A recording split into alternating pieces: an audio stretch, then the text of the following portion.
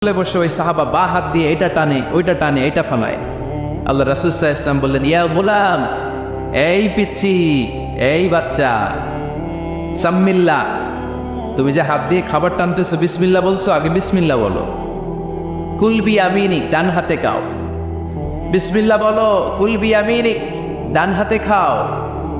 ওয়া কুল মিম্মা ইয়ালিক, তোমার সামনে যেটা আছে ওইটা খাও। এরকম টানা নিচড়ে করো না। ওই সাহাবী বলেন, এই যে তিনটা কথা, তিনটা গাইডলাইন আল্লাহর হাবিব সাল্লাল্লাহু আলাইহি ওয়াসাল্লাম খাওয়ার আগে আমাকে দিয়েছিলেন, আমি মরার আগ পর্যন্ত এই গাইডলাইনের বাইরে কোনোদিন খাই নাই, সবসময় এভাবে। তো বাচ্চাদেরকে শিখাবে যে বিসমিল্লাহ বলো, ডান হাতে খাও, সামনে যেটা আছে ওইটা খাও। একবার আল্লাহ রাসূল সাল্লাল্লাহু আলাইহি ওয়াসাল্লামের প্রিয় দৌহিত্র মানে নাতি হাসান রাদিয়াল্লাহু তাআলা আনহু, আল্লাহ রাসূল সাল্লাল্লাহু আলাইহি ওয়াসাল্লাম খুব ভালোবাসতেন হাসান রাদিয়াল্লাহু তাআলা আনহুকে এবং হুসাইন রাদিয়াল্লাহু তাআলা আনহু, এই দুইজনকে। ওনারা দুই ভাই আল্লাহ রাসূল সাল্লাল্লাহু আলাইহি ওয়াসাল্লামের পিঠে উঠে আল্লাহ রাসূল সাল্লাল্লাহু আলাইহি ওয়াসাল্লামের ঘোড়া বানিয়ে খেলতো। সুবহানাল্লাহ বলবেন না? ঘোড়া হতো আল্লাহ রাসূল, ঘোড়া হতো কে? আর ঘোড় সাওয়ার হতেন হাসান আর হুসাইন। আল্লাহ রাসূল সাল্লাল্লাহু আলাইহি ওয়াসাল্লাম বাপরি চুল রাখতেন, লম্বা চুল। ঘোড়ার ঘাড়ে যেমনি রশি থাকে, হাসান হুসাইন রাসূল সাল্লাল্লাহু আলাইহি ওয়াসাল্লামের চুলগুলোরে ধরে টেনে টেনে এরকম ঘোড়া ঘোড়া ফেলতেন। সুবহানাল্লাহ বললেন না? তো হাসান রাদিয়াল্লাহু তাআলা আনহু একবার যাকাতের খেজুরের স্তূপ ছিল, উনি যে ছোট্ট মানুষ, খাবার দেখলেই তো ছোট্ট বাচ্চারা খেতে আরম্ভ করে, এটা কি নিজের খাবার, হালাল না হারাম এগুলো তো খেয়াল করে না। তো হাসান রাদিয়াল্লাহু তাআলা আনহু যাকাতের খেজুর নিয়ে খেতে আরম্ভ করলেন। আল্লাহ রাসূল সাল্লাল্লাহু আলাইহি ওয়াসাল্লাম এসে ওনার গলায় চেপে ধরলেন, চেপে জোর করে মুখ থেকে টেনে খেজুর বের করলেন আর বললেন, ইন্না লা নাকুলু সাদাকা।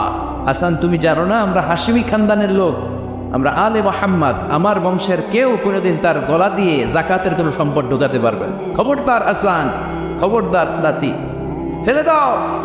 হাদিসে এসেছে কিক কিক, মানে আমরা যেটা ওয়াক ওয়াক বলি, গলার ভিতরে গেলে ওয়াক ওয়াক বলে থুতু ফেলি, রাসূল সাল্লাল্লাহু আলাইহি ওয়াসাল্লাম কিক কিক বলে গলায় চেপে মুখ থেকে টেনে সে খেজুরটা বের করেছেন। বলেছেন, হাসান আমরা যাকাতের সাদাকার খেজুর খাই না, খবরদার হাসান, কখনো যাকাতের খেজুর খাবে না। সুবহানাল্লাহ পড়ো। তো এইভাবে আল্লাহ রাসূল সাল্লাল্লাহু আলাইহি ওয়াসাল্লাম আমাদেরকে শিখিয়েছেন, অন্যায় দেখলে, ভুল দেখলে এটা বলতে হবে, কারণ সাকিতু আনিল হাক্কি শাইতানুন আখরাস, অন্যায় দেখে যে চুপ থাকে ওটা মুমিন নয়, ওটা বোবা শয়তান। চিল্লায় বলেন ঠিক কি না? অন্যায় দেখলে রুখে দাঁড়ান, গর্জে ওঠুন। আপনার আপন বোনের বয়সের একটা মেয়েকে কিছু বখাটে ছেলেরা টিস করতেছে, আপনি দেখে চলে যান কেন? দাঁড়ান, আপনি জিজ্ঞেস করুন কি হয়েছে, মেয়েটাকে তোমরা ডিস্টার্ব করো কেন?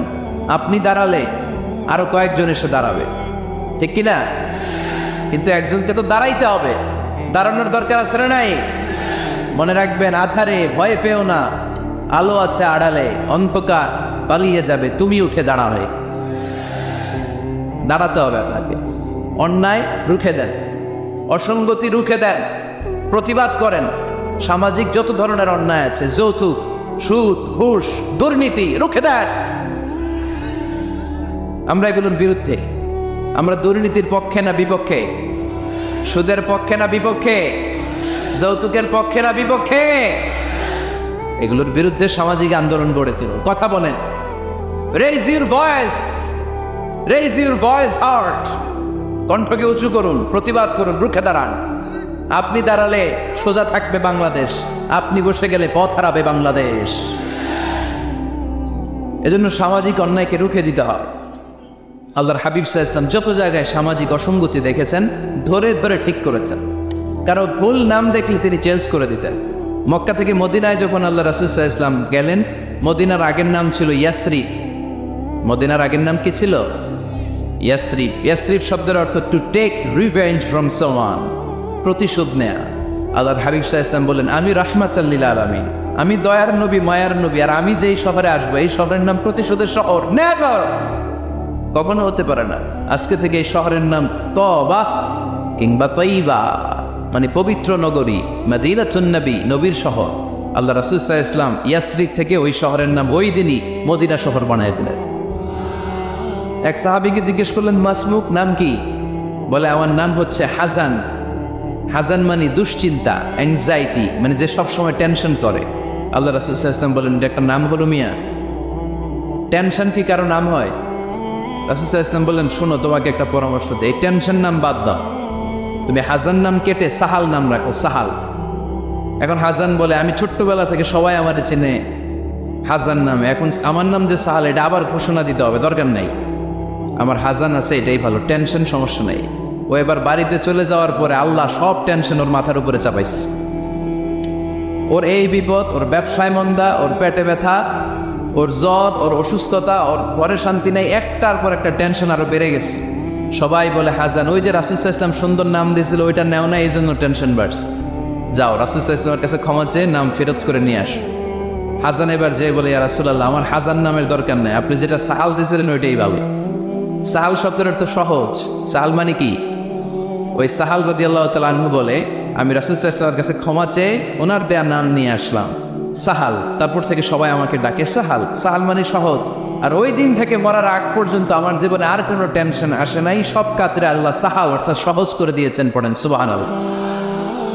এজন্য উঠে দাঁড়াতে হবে, রুখে দিতে হবে সব অন্যায়। রাজি আছেন তো? যে সূরা থেকে কথা শুনবো এটাকে বলে সামাজিক রীতিনীতির সূরা। আমাদেরকে আল্লাহ তাআলা সোশ্যাল অ্যান্ড মোরাল কিছু গাইডলাইন দিয়েছেন, 10টা গাইডলাইন আল্লাহ তাআলা আমাদের জন্য এখানে ডেডিকেট করেছেন। এবং আমরা দেখব যে এই সমস্যাগুলোর কারণেই আমাদের সমাজে আজকে অশান্তি। কি করে একটা সমাজের শান্তি, শৃঙ্খলা, ভারসাম্য অক্ষুণ্ণ রাখা যায় এ ব্যাপারে চমৎকার কিছু গাইডলাইন আল্লাহ এই সূরায় দিয়েছেন। আল্লাহ রাসূল সাল্লাল্লাহু আলাইহি ওয়াসাল্লামের 9 জন স্ত্রী এট এ টাইমে বেঁচে ছিল, মোট স্ত্রী 11 জন, দাসী 2 জন, সব মিলে 13 জন, আর এট এ টাইমে বেঁচে ছিল 9 জন। আল্লাহর হাবিব সাল্লাল্লাহু আলাইহি ওয়াসাল্লামের আলাদা কোনো ঘর ছিল না, 9 বিবিরে 9টা ঘর করে দিয়েছিলেন, এগুলোরই বলে হুজরা। সুবহানাল্লাহ পড়ে।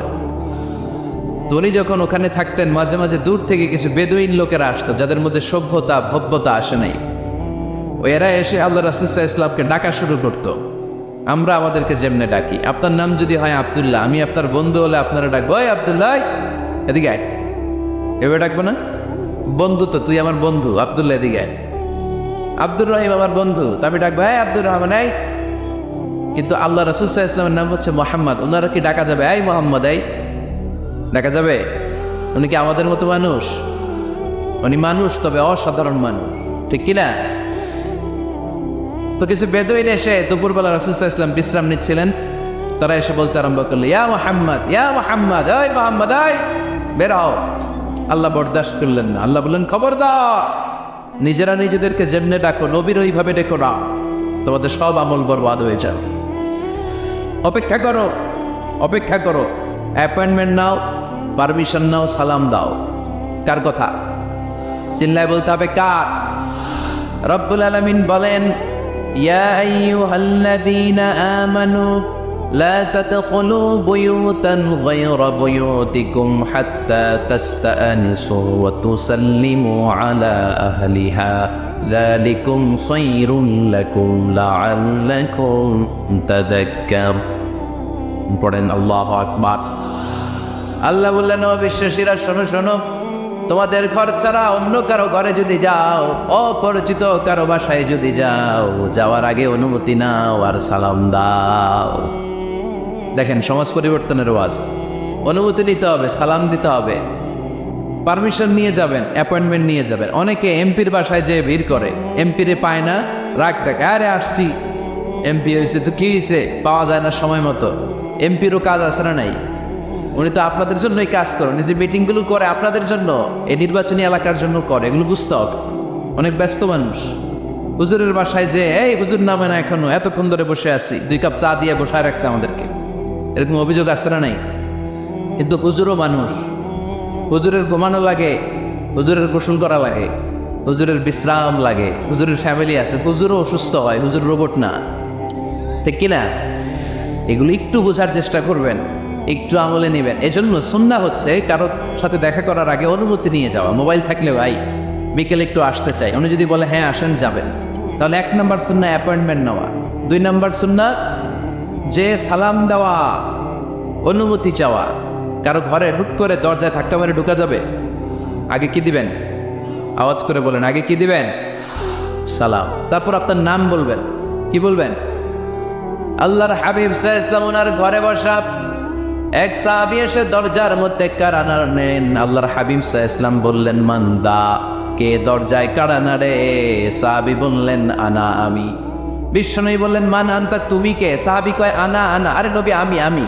রাসূল সাল্লাল্লাহু আলাইহি ওয়াসাল্লাম, কিসের আনা আনা, নাম বলো মিয়া, আনা আনা কান্নাহু কারিহা। রাসূল সাল্লাল্লাহু আলাইহি ওয়াসাল্লাম ওর কথাটাই রিপিট করলেন। রাসূল সাল্লাল্লাহু আলাইহি ওয়াসাল্লাম জিজ্ঞেস করলেন, কে? বলে আমি। আরে তুমি কে? সাহাবী বলে, হুজুর আমি। আল্লাহ রাসূল বলে, আমি। এটা কোনো নাম হইল? নাম বলো।